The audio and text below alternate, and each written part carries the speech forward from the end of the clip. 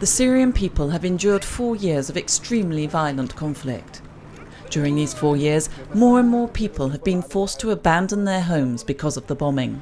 The only option available to those unable to leave the country is to live in camps near the border, like this one in northern Syria. There are 300 families here. We were given 60 tents during a first distribution, then a further 30, so 90 in all. People sold their furniture and whatever belongings they brought with them to buy a tent or build some form of shelter. Since the beginning of the conflict, half of the Syrian population have had to flee from their homes. There are no medical facilities, no toilets, no drainage systems. Each family gets 15 litres of water. That's not even enough to drink. How can we wash or wash our clothes? Winter makes the lives of these families even harder. When it snows, there's a huge problem. When the snow melts, there's an even worse problem because everything's muddy. Everything gets wet, the blankets get wet. You have to heat your tent or your home. And fuel, the availability of fuel is difficult, but the quality of fuel is even worse. So it's kind of the risk balance. You can't not heat the tent because then everybody will get hypothermia. But they're using this fuel and there's an explosion, the tent might catch fire. Explosions caused by poor quality fuel have become so common that MSF's hospital in Idlib Governorate now specialises in treating patients suffering from burns. In one camp there was a fire that then set fire to a whole group of tents. It happened early in the morning and there were children sleeping in those tents. It's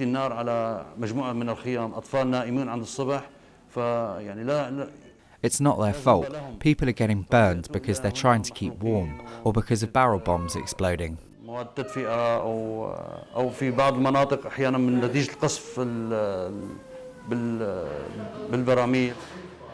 Since the beginning of the hostilities, medical facilities have been targeted, their personnel killed, abducted or forced to flee from the violence. And several months ago, some MSF centres were forced to close because of the risk of abduction. Doctors have set up networks in areas not controlled by the government, but they need help that MSF is trying to provide. The teams are only too aware from their contacts with Syrian doctors that thousands of people are in need of humanitarian aid, but their scope for action is woefully inadequate.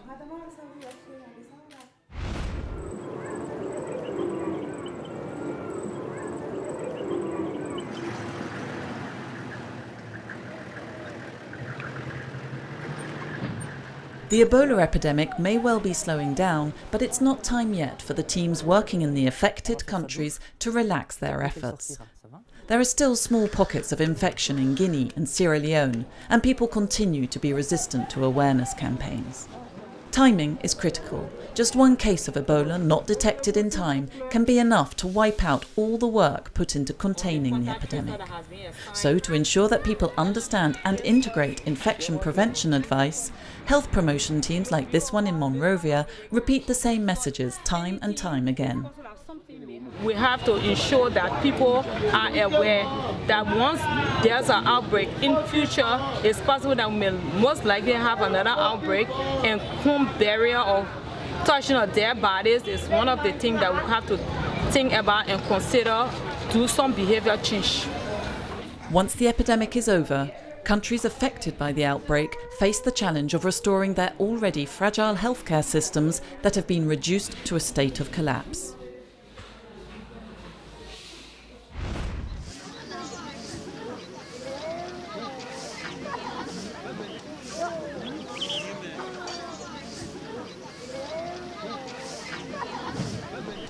This camp in Letchore is now home to thousands of refugees. Many are women, forced to leave their homes and often family members in South Sudan.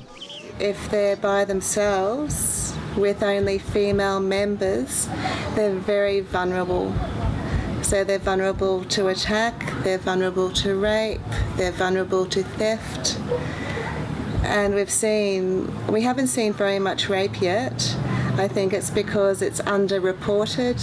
People don't seek medical help after rape, but we're very sure that it happens. MSF teams run a maternity unit in Letchore Camp's hospital. A few days ago, this woman was giving birth when she found out she was having twins. Both babies are doing well, but their mother has difficulty imagining what the future holds for them.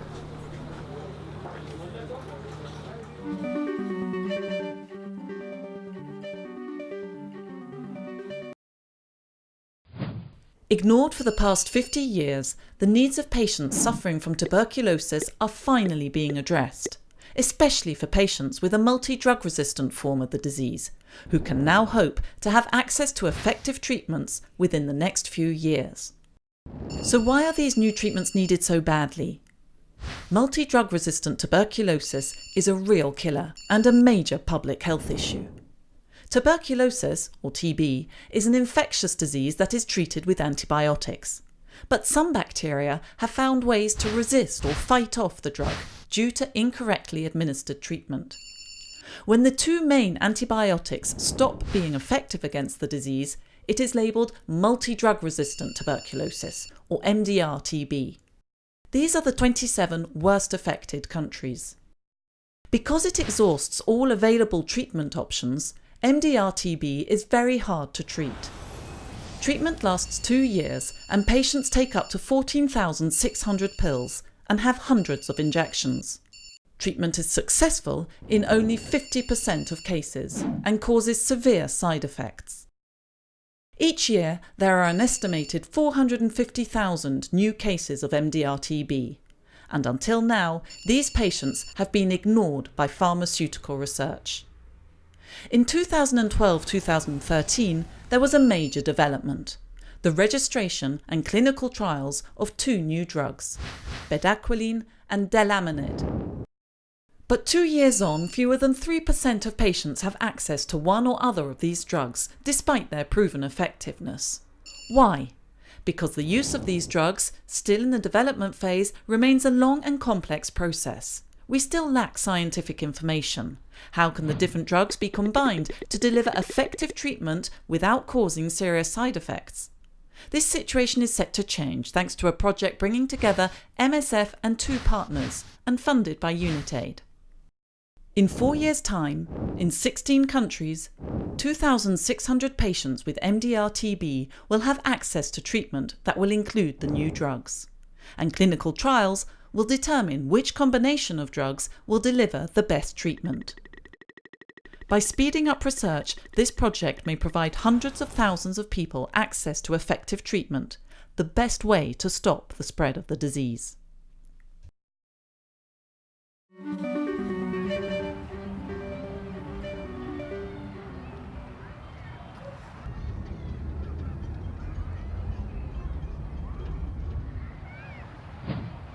Every year, some idiot comes up with a list of most corrupt nations, and Afghanistan is always on top.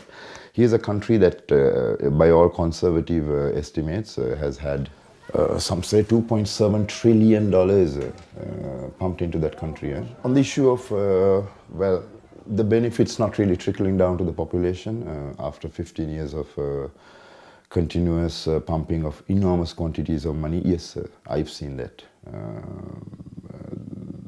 And there's a lot of reasons. The first, in my mind, the first person I would hold responsible for this are the donors themselves. This was a highly politicized intervention, and the donors were under enormous pressure to disperse of a lot of funding, and they did that through most often local NGOs, who are basically proxies of a handful of warlords and very powerful Afghani who have historically, for the last 30 years, held the population to ransom. So dispersing that amount of money without any mechanism to follow through, having a mechanism to see if what the funds were allocated have actually materialized. I mean, this is a responsibility of those who give the money as well. And at least 2 US construction companies have been taken to court in the US for building substandard schools that are falling on children. So there are all these great buildings, and the kids are outside the building under the mango tree because they are afraid to go and work inside. So yes, a lot has been wasted. And of course, as usual, it's the person on the street who has suffered the loss, who would still be freezing in the winter, and who still would possibly deliver a child at home because there's no MCH coverage.